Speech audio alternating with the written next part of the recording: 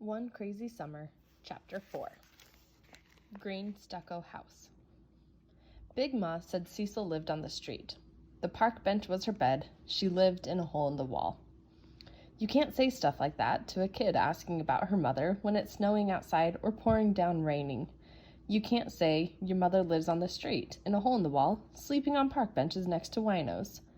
I didn't understand expressions when I was 6. That they were strings of words spoken so often, the string fell slack.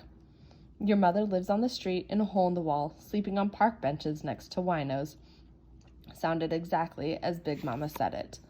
When you're 6, you picture your mother living on black and gray tar, full of potholes, broken glass, skid marks, and blackened gum.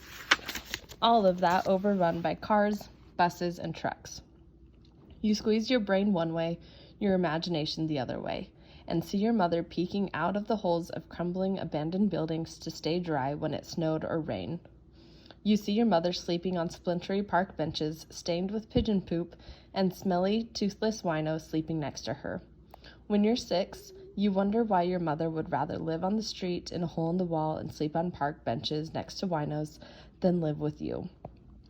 Even though I'd finally figured out these were expressions and not the plain factual truth, I expected Cecil Johnson to, at the very least, be bad off, to be one of those Negroes living in poverty.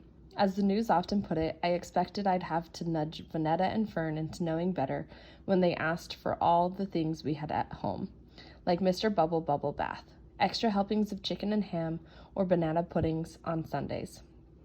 When Cecil slowed her man-sized steps, tore off her big hat, her scarf, and her dark glasses, we knew that we had arrived. We followed her into the yard and down the walkway. I stared at her 8 thick braids of unpressed hair, pencils shoved in the plate above her ear. Then I joined my sisters, taking in the shock of her house and yard, the place where she lived. "This is your house?" Vanetta was the first to put our amazement into words. To begin with, the house was covered in peaks of hard green frosting. Stucco, Cecil called it. She said she applied the stucco herself. The green prickly house was surrounded by a dried-out but neatly trimmed lawn. To one side of the house was a rectangular concrete slab with a roof over it. A carport, she said, just no car. On the other side, a baby palm tree sloped toward the sun. That palm tree was as out of place as the stucco. That's how I could be sure it was Cecil's home, all right. Even though Cecil said the house was hers and not to worry about how she got it, that wasn't enough to suit Vanetta. Big Ma said, I kicked her before she could go further. She knew better than to repeat Big Ma's words, and if she didn't, that cook should have smarted her into knowing better. Whether Cecil heard Vanetta starting to insult her, or if she saw me kick her second child, she didn't let on. She just said, "Come on," and put the key in the door. We walked inside and looked around. I expected to see writing on the walls, wavy, colored hippie writing all over, since she was free to do what she wanted in her own house. I expected to read strings and strings of words tapped out from her pencil onto the walls, but the walls in Cecil's house were clean, painted a yellow beige, and had no writing. Still, flashes of memory popped before me. Flashes of Cecil's writing on the walls and on boxes, flashes of paint smells. Papa painting over her pencil marks. Flashes of loud. Papa and Cecil angry talking. When I'd asked about it, Uncle Darnell said they'd fought over Cecil writing on the walls all the time. Your room's in the back, bathroom across the hall. The daybed rolls out. That should be enough for y'all. Fern folded her arms, holding Miss Patty Cake by a tuft of her patchy yellow hair. We need night beds. We sleep at night. I could tell Cecil didn't know whether to be annoyed or amused. She looked at all of us, wondering not only who we were, but what we were. Fern didn't notice the scrutiny. She turned to me. I don't nap in the daytime. I'm in the 2nd grade. Never to be outdone, Vanetta said, I'm in the 4th grade. Cecil said, I didn't ask for all that.